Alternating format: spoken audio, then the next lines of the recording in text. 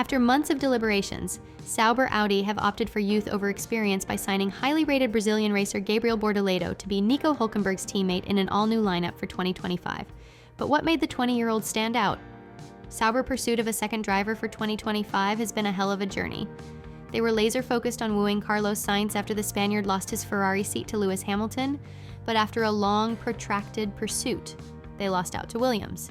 They then took some time out to consider all their options, a process that was delayed when management opted to bring in former Ferrari boss Mattia Binotto as their Formula One project lead, with Andreas Seidel departing the organization after just 18 months. When they restarted talks, Valtteri Bottas became the first choice. This was a major U-turn as the previous management hadn't been interested in discussing his extension. It is believed senior management initially liked the idea of keeping one seat stable, with Hülkenberg joining from Haas in the other seat.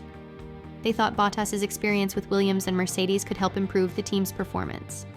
But as Binotto looked at Bottas's performance and planned for the future, he realized that bringing in a young talent could help the team improve before Audi joins as a factory team in 2026.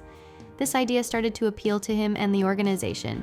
While they accept it would be challenging for a rookie to get to grips with what is currently a difficult machine to drive, this could be outweighed by the long-term gains of investing in a rising star. Sauber has a long history of bringing young drivers through and giving them a chance, from Kimi Räikkönen and Felipe Massa to Robert Kubica and Sergio Perez. All of them went on to win Grands Prix. So the team began to explore their options, and there were some particularly exciting choices out there to evaluate. Franco Colapinto had made an instant impression at Williams since replacing Logan Sargent, and the Argentine was in need of a seat as Williams will be full next season, having already signed Carlos Sainz to partner Alex Albon. Gabriel Bortoleto was making a name for himself in the junior categories, the Brazilian leading the F2 championship with 2 rounds to go, having won last year's F3 title at the first attempt. Sauber talked with Williams about Colapinto, with James Vowles trying to get him a seat. They also started discussions with McLaren and Bortoleto's team, which is managed by Fernando Alonso's agency A14.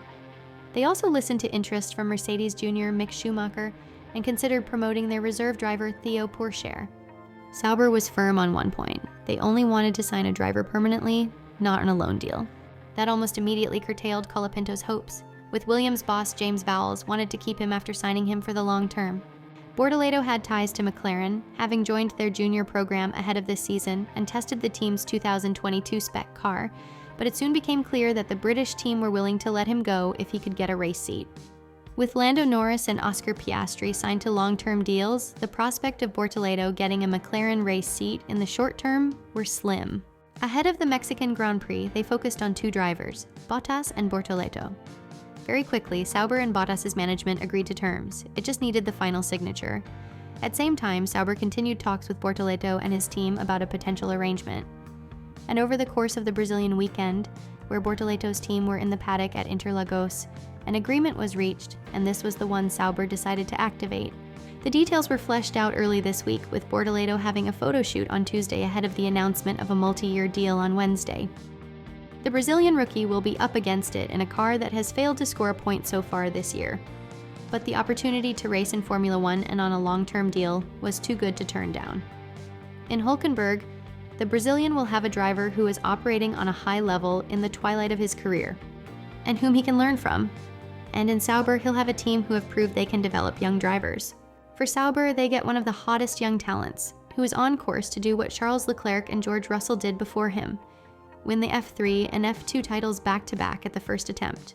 It feels like a win-win for all. With this said, thanks for watching. If you enjoyed this, don't forget to like and subscribe for more interesting F1 insights. See you next time.